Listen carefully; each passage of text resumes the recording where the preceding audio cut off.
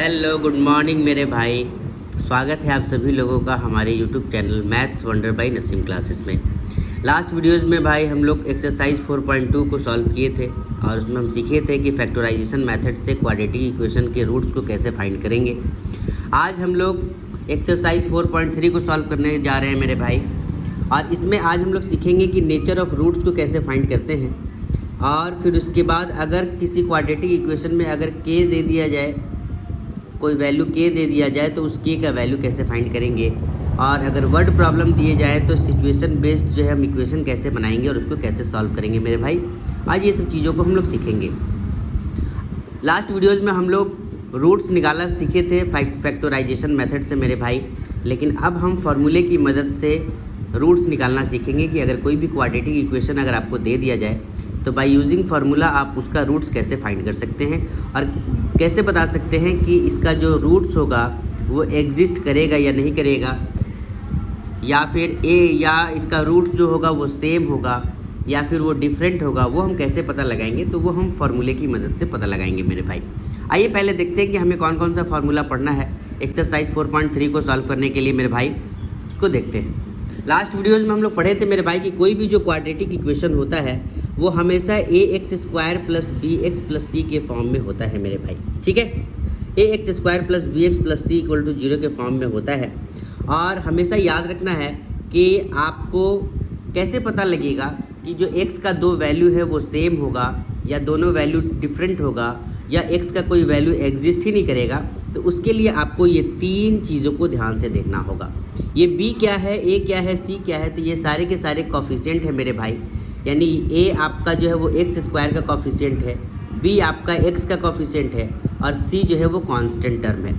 कहा कि अगर आपका b² - 4ac 0 से अगर वो बड़ा हो जाएगा तो x का जो दोनों वैल्यू आएगा वो दोनों डिस्टिंक्ट होगा यानी कि डिफरेंट होगा।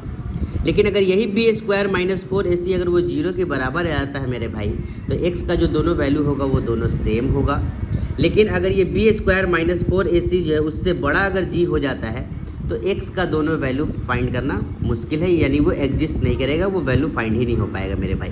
ठीक है, आपको यही तीन चीज़ का इस्तेमाल करके आप नेचर ऑफ रूट्स बता सकते हो कि आखिर वो रूट्स जो होगा वो डिफरेंट होगा या सेम होगा या एग्जिस्ट नहीं करेगा। रूट्स कहने का मतलब मेरे भाई कि कोई भी क्वाड्रेटिक इक्वेशन जो दिया जाता है, क्वाड्रेटिक इक्वेशन लास्ट वीडियोज़ में हम लोग सीखे थे कि इसको फैक्टराइज करके हम कैसे x का वैल्यू 2 फाइंड करते हैं। वही जो x का 2 वैल्यू फाइंड होता है मेरे भाई उसी को हम रूट्स कहते हैं। ठीक है मेरे भाई, आज हम फार्मूले की मदद से रूट्स निकालना सीखेंगे और साथ ही साथ हम ये भी पता करना सीखेंगे कि आखिर ये जो x का वैल्यू होगा वो किसी भी क्वाड्रेटिक इक्वेशन का वो दोनों अलग कब होगा, दोनों सेम कब होगा और दोनों एग्जिस्ट कब नहीं करेगा। तो वो ये तीन कंडीशन आपको दिए गए हैं। ठीक है मेरे भाई, इसी पर बेस्ड जो है हम सवाल बनाएंगे।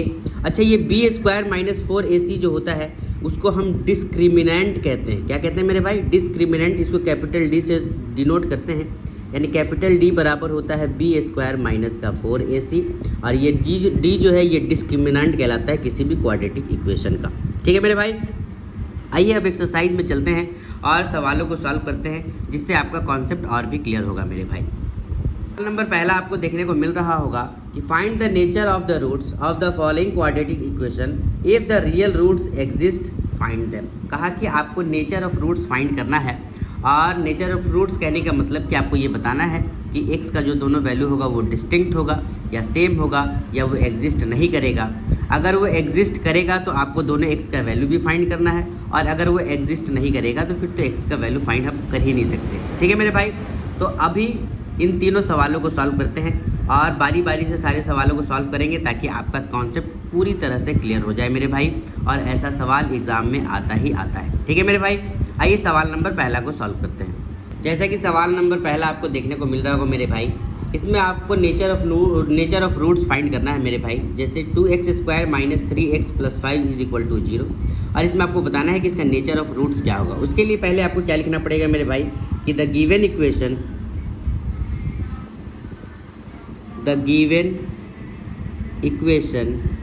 is in the form of ax² + bx + c = 0, जहाँ पर वेयर ए कहाँ है, यहाँ पर ए क्या है मेरे भाई, एक्स स्क्वायर के बगल वाला कोफिशिएंट को हम ए कहते हैं, यानी ए मेरे पास जो है वो 2 है। Same as it is x के बगल वाले को हम बी कहते हैं, और बी मेरे पास कितना है मेरे भाई, तो बी मेरे पास है -3।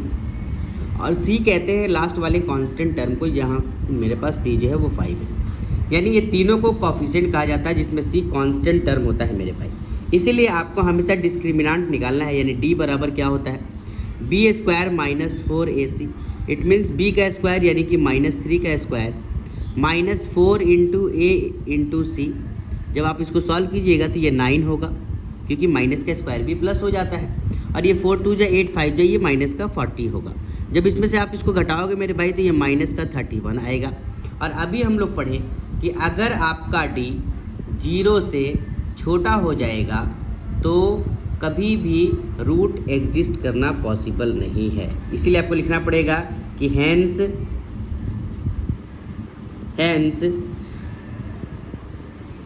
-31 जो है वो 0 से छोटा है, इसीलिए no there is no real roots for this quadratic equation,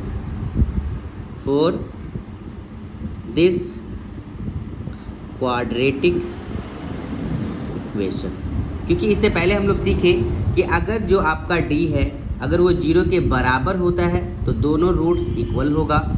अगर आपका डी 0 से बड़ा होता है तो दोनों रूट्स अलग अलग होगा। लेकिन अगर आपका डी जो है वो 0 से छोटा हो जाएगा तो कोई भी रूट्स एग्जिस्ट नहीं करेगा इक्वेशन में। ठीक है मेरे भाई, यहाँ पर -31 जो है वो 0 से छोटा है, और 0 से छोटा है इसलिए यहाँ पर कोई भी रूट्स एग्जिस्ट नहीं करेगा। ठीक है मेरे भाई, ये हो गया इसका नेचर ऑफ रूट्स, यानी आपने डायरेक्ट फाइंड कर लिया बाय यूजिंग डिस्क्रिमिनेंट का जो फार्मूला उससे आप जो है आसानी से पता कर सकते हो कि कोई भी इक्वेशन का रूट्स कैसा होगा। ठीक है मेरे भाई, अब आते हैं सवाल नंबर 2 की ओर, ताकि आपका कॉन्सेप्ट और भी क्लियर होगा मेरे भाई।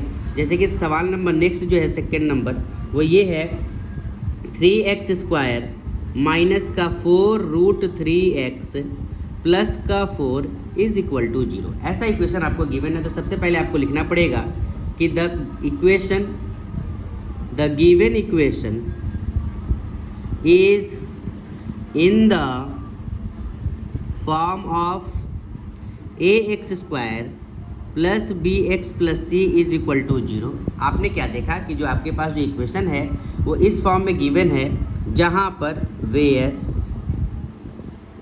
a क्या है मेरे भाई, x² के बगल वाला कोफिशिएंट को हम a कहते हैं, यानी a मेरे पास 3 है। b मेरे पास क्या है मेरे भाई, तो b मेरे पास -4√3 है, और c मेरे पास क्या है मेरे भाई, तो c मेरे पास 4 है। लास्ट वाले टर्म को हम c कहते हैं, c मेरे पास 4 है। यहाँ से आपको क्या करना पड़ेगा, डिस्क्रिमिनेंट को फाइंड करना पड़ेगा। इसीलिए जो d बराबर होगा वो b² -4ac होगा मेरे भाई, यानी कि b² कहने का मतलब माइनस का 4√3 का स्क्वायर होगा, फिर -4 इंटू 3 इंटू 4 होगा। अगर आप 4 का स्क्वायर कीजिएगा तो 16 होगा, √3 का स्क्वायर करेंगे तो रूट गायब हो जाएगा, तो 16 3 से कितना हो जाएगा मेरे भाई, ये 48 हो जाएगा। माइनस का भी स्क्वायर प्लस होता है, ये तो हम जानते ही हैं। और इसको अगर हम मल्टीप्लाई करेंगे तो ये भी क्या आएगा मेरे भाई, 48 आएगा। यहाँ से आपने क्या देखा कि जो आपके पास जो d का वैल्यू आया वो 0 आया मेरे भाई। अगर d 0 के बराबर आया इट मीन्स कि यहाँ पर रूट्स एग्जिस्ट तो करेगा, लेकिन दोनों का दोनों इक्वल रूट्स होगा मेरे भाई। ठीक है, इक्वल रूट्स होगा। उसके लिए आपको लिखना पड़ेगा कि the roots of quadratic equation are real and equal लिखना पड़ेगा। इसीलिए the roots of quadratic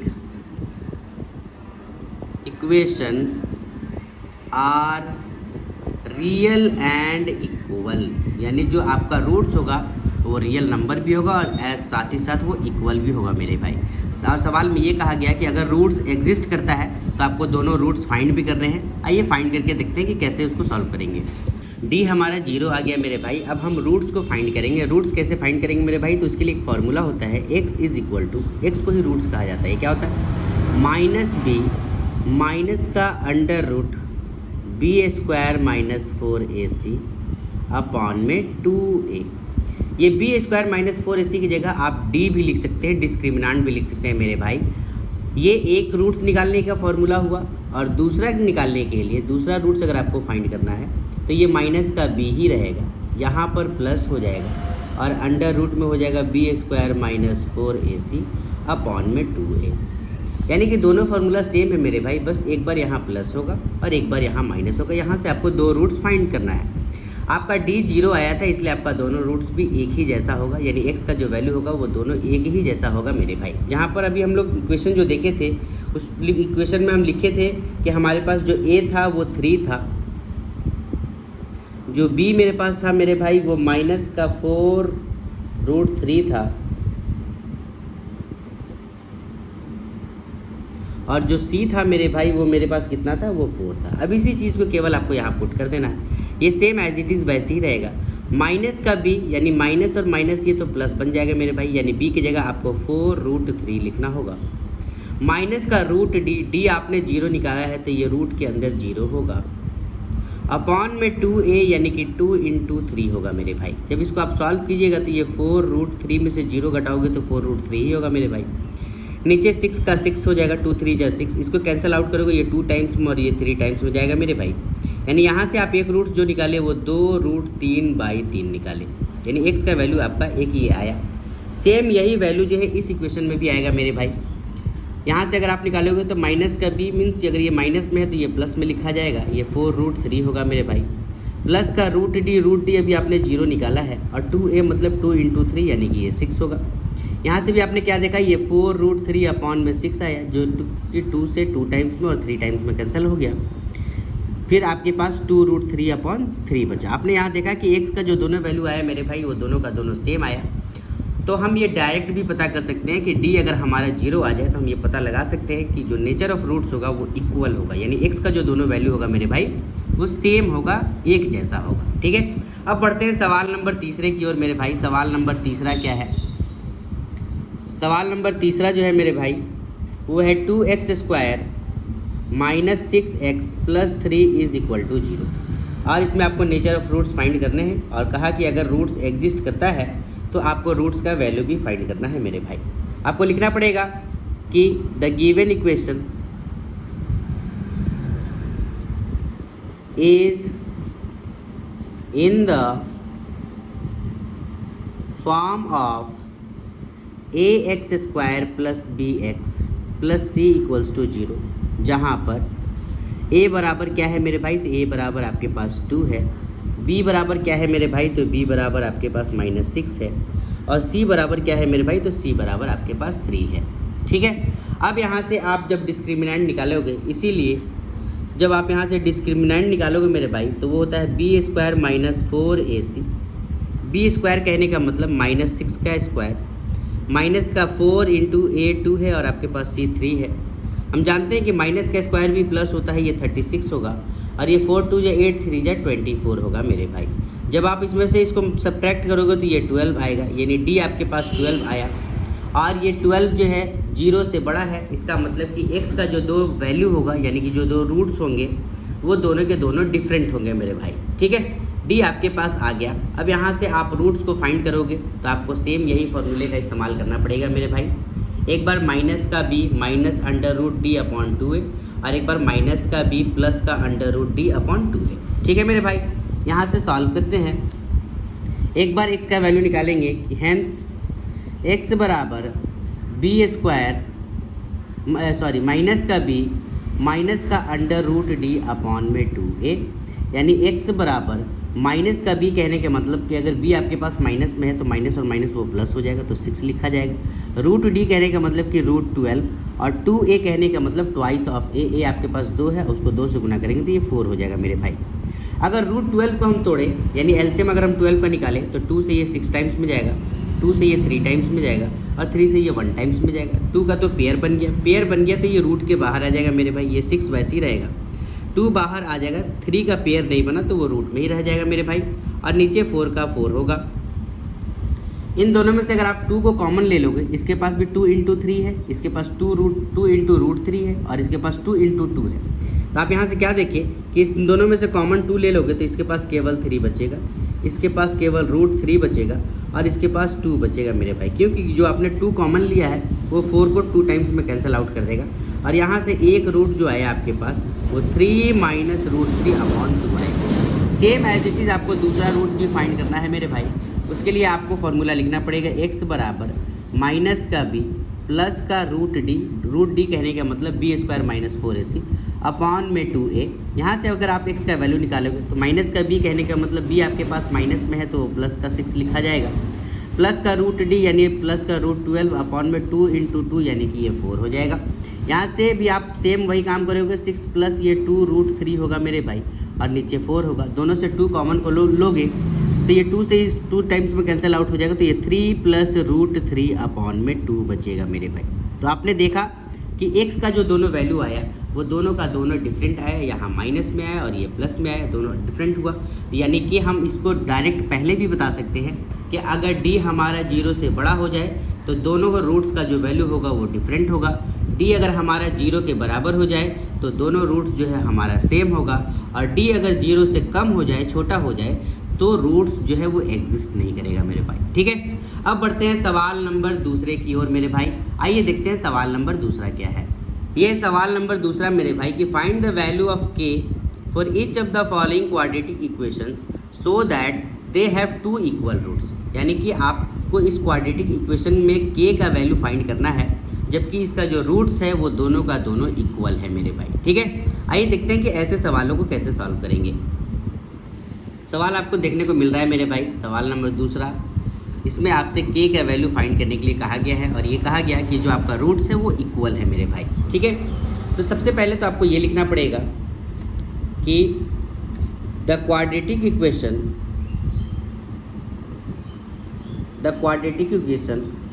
is in the form of ax² + bx + c = 0। इसीलिए जो a है मेरे पास वो x² का कॉफिशेंट होता है मेरे भाई, वो 2 है। जो b है मेरे पास वो x का कॉफिशेंट होता है जो कि k है, और जो c है मेरे पास वो कांस्टेंट टर्म कहलाता है जो कि 3 है मेरे भाई। ठीक है, इसीलिए b² - 4ac अगर हम फाइंड करेंगे मेरे भाई, b² - का 4ac तो वो क्या होगा, b का स्क्वायर यानी कि k का स्क्वायर -4 × 2 × 3 होगा, यानी ये k² - का 24 होगा मेरे भाई।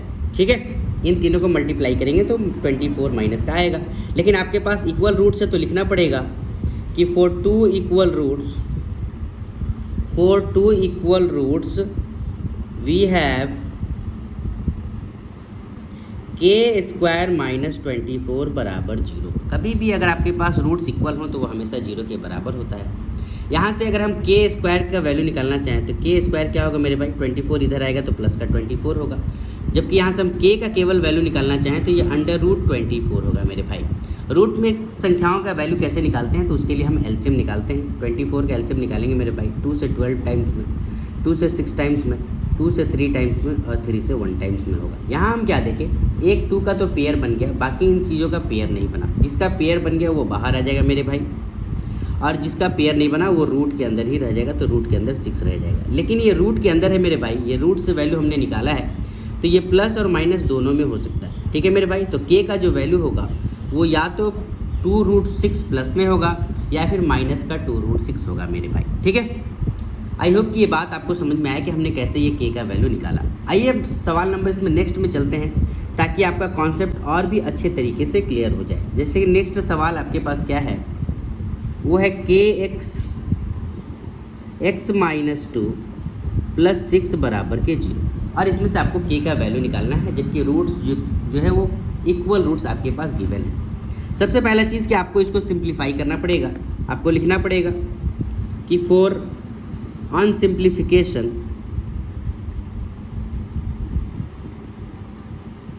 इसको सिंप्लीफाई करेंगे तो ये इससे मल्टीप्लाई होगा मेरे भाई, ये क्या बनेगा, kx²। ये चीज़ इससे मल्टीप्लाई बनेगा तो क्या बनेगा मेरे भाई, 2kx, और बाकी ये प्लस का 6 एज इट इज़ रहेगा, बराबर का 0 होगा मेरे भाई, होगा।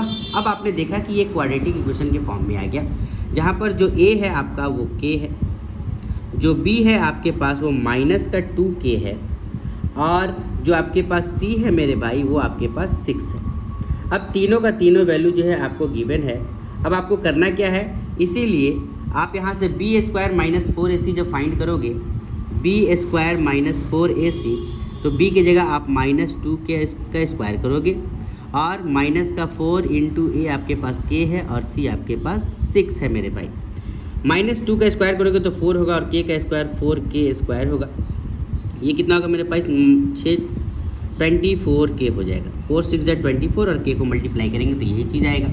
लेकिन आपके पास दोनों के दोनों रूट्स जो है वो इक्वल हैं, तो आपको लिखना पड़ेगा कि फॉर इक्वल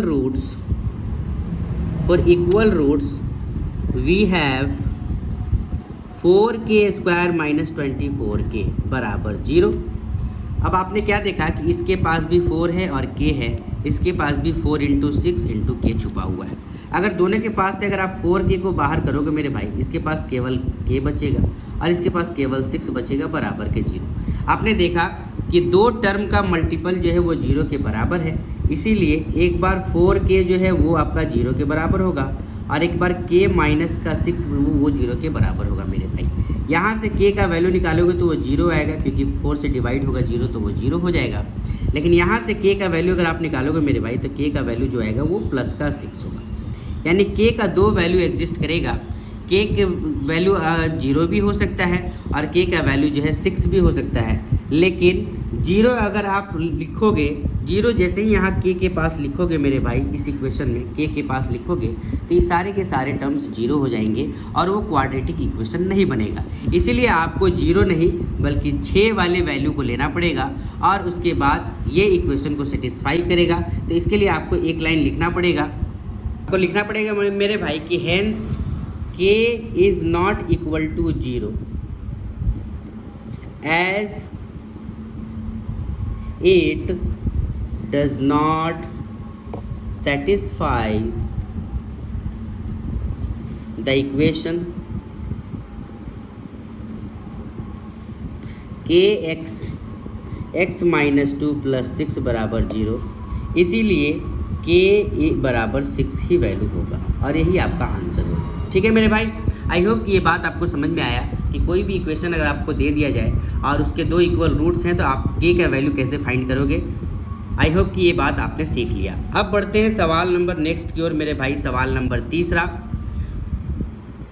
नंबर तीसरा आपको देखने को मिल रहा है मेरे भाई। ये क्या लिखा हुआ, is it possible to design a rectangular mango grove whose length is twice its breadth and the area is 800 metre square. If so find its length and breadth. कहा कि क्या ये पॉसिबल है कि कोई एक रेक्टेंगुलर मैंगो का खेत है जिसकी लंबाई चौड़ाई से दुगना है और उसका एरिया क्षेत्रफल 800 मीटर स्क्वायर है। तो अब कहा कि अगर ये पॉसिबल है तो आप उसका लेंथ और ब्रेथ दोनों फाइंड करके बताइए। ठीक है मेरे भाई, आइए सॉल्व करते हैं कि ऐसे अगर वर्ड प्रॉब्लम दिए जाएं तो कैसे आप सवाल को सॉल्व करोगे। सबसे पहले आपको लिखना पड़ेगा कि let the breadth of mango grove, उसको आपने मान लिया कि वो x मीटर है, इसीलिए जो उसका लेंथ होगा वो क्या होगा, ट्वाइस इट्स ब्रेथ है, यानी कि वो 2x बन जाएगा मेरे भाई। अब इसीलिए जो एरिया है, so the area will be क्या होगा, लेंथ इंटू ब्रेथ होता है, यानी x इंटू 2x होगा, यानी ये कितना हो जाएगा मेरे भाई, ये 2x स्क्वायर एरिया हो जाएगा। अब अकॉर्डिंग टू सवाल चलेंगे। सवाल ये कहा गया कि जो आपका एरिया 2x स्क्वायर है ये 800 मीटर के बराबर है। यहाँ से अगर आप x स्क्वायर निकालोगे मेरे भाई, 800 के नीचे 2 आ जाएगा, यानी कि x स्क्वायर जो होगा वो 400 होगा मेरे भाई। यहाँ से अगर आप x का वैल्यू निकालोगे तो स्क्वायर अगर इक्वल के इधर आएगा तो वो रूट बनाएगा, रूट 400 होगा। और 400 का स्क्वायर रूट क्या होता है मेरे भाई, वो 20 होता है, जो कि प्लस और माइनस दोनों में होगा। ठीक है, क्योंकि रूट का जो वैल्यू होता है वो प्लस में भी होता है और माइनस में भी होता है। लेकिन जो रेक्टेंगुलर गार्डन का जो चौड़ाई है जिसको हमने x माना था, वो नेगेटिव कभी भी नहीं हो सकता। किसी भी चीज़ का लंबाई नेगेटिव नहीं हो सकता, तो हमें पॉजिटिव वैल्यू को लेकर चलना पड़ेगा। इसलिए आपको लिखना पड़ेगा कि सिंस द ब्रेथ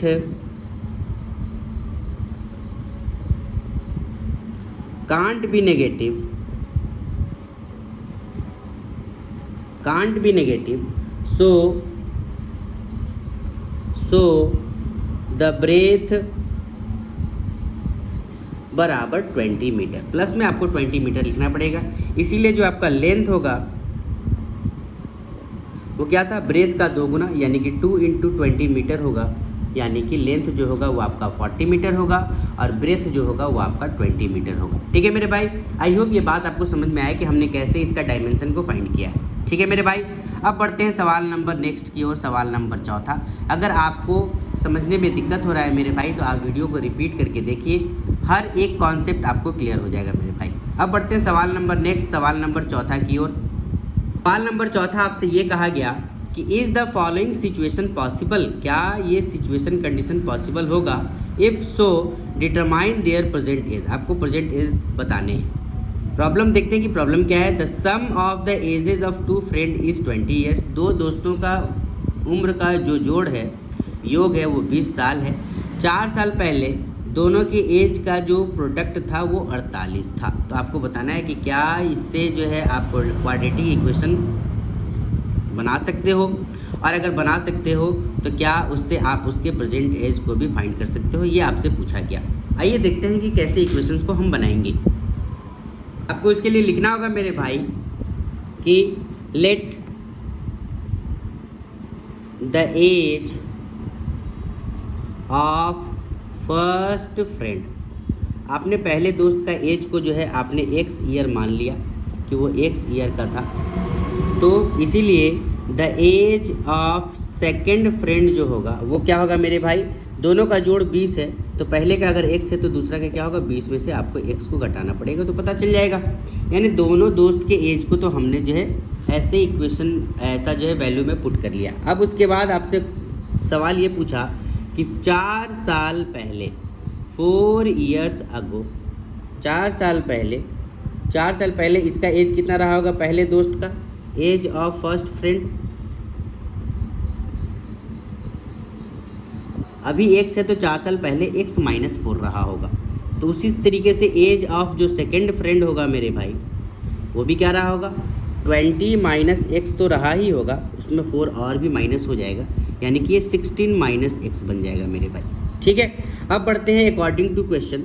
सवाल ये कहा कि दोनों का जो प्रोडक्ट है यानी कि x - 4 और 16 - x, दोनों का जो प्रोडक्ट है वो 48 के बराबर है मेरे भाई। ठीक है, दोनों का गुना जो है वो 48 के बराबर है।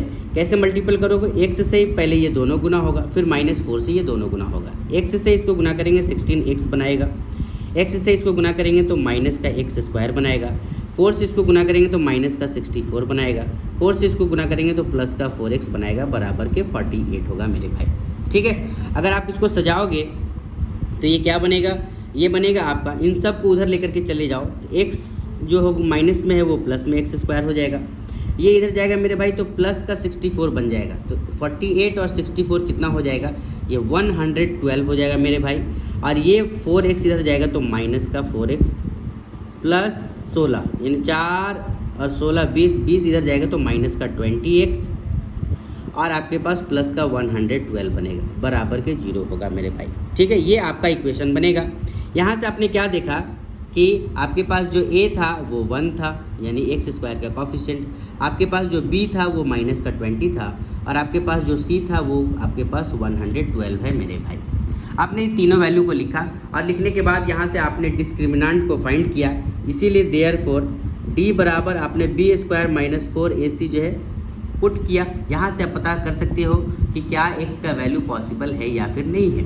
यहाँ से हम जैसे ही वैल्यू पुट किए, b की जगह -20 का स्क्वायर किए, माइनस का 4 × 1 × 112 किए, 20 का स्क्वायर माइनस में है लेकिन वो प्लस में लिखा जाएगा, 400 होगा और इसको मल्टीप्लाई करोगे मेरे भाई तो ये कितना हो जाएगा, 448। कितना होगा, 448। यहाँ से आपने क्या देखा कि जो आपका d आया वो माइनस का 48 आया। हम अभी पढ़े हम लोग कि कभी भी d जो है वो माइनस में नहीं होना चाहिए, यानी 0 से छोटा नहीं होना चाहिए। अगर वो 0 से छोटा हो जाएगा तो रूट्स निकालना जो है वो पॉसिबल नहीं है, वो रूट्स एग्जिस्ट ही नहीं करेगा क्योंकि ये आपका जो है 0 से छोटा हो गया। आपको लिखना पड़ेगा कि इसीलिए -48 जो है वो 0 से छोटा है, therefore so there is no real roots of this equation, there is no real roots of this equation, इसीलिए हेंस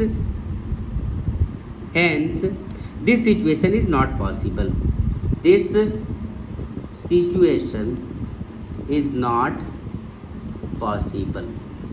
ठीक है मेरे भाई, ये आपको लिखना ही होगा। आई होप ये बात आपको समझ में आया कि हमने कैसे इस सवाल को सॉल्व किया मेरे भाई।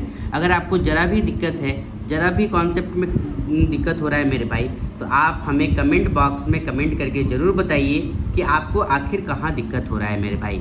आपको जो भी दिक्कत होगा उस पर ध्यान दिया जाएगा और आपके कॉन्सेप्ट को क्लियर किया जाएगा मेरे भाई। अब बढ़ते हैं हम लोग सवाल नंबर नेक्स्ट की ओर, सवाल नंबर 5वां। पढ़ते हैं कि सवाल नंबर 5वां क्या है मेरे भाई।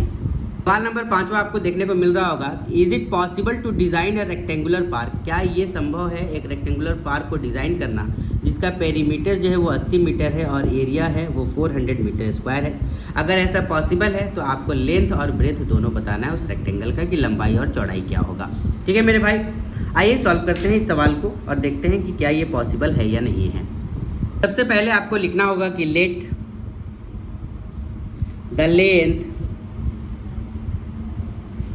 ऑफ पार्क, आपने पार्क के लेंथ को जो है वो x मीटर माना और आपके पास जो पेरीमीटर था वो आपके पास 80 मीटर गिवन है मेरे भाई।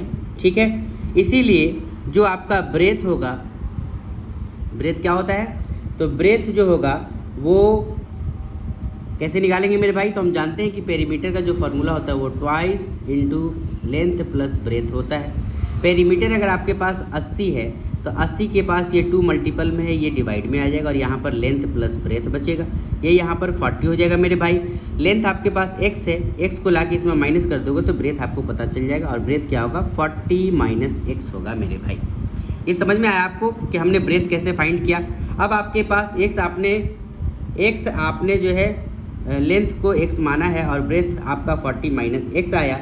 अब अकॉर्डिंग टू सवाल चलते हैं, हम जानते हैं कि एरिया ऑफ रेक्टेंगुलर पार्क जो होगा वो क्या होगा, लेंथ इंटू ब्रेथ होगा और ये वैल्यू कितना आपके पास गिवन है मेरे भाई, तो ये आपके पास गिवन है 400, क्योंकि एरिया जो था उस रेक्टेंगुलर पार्क का वो 400 था।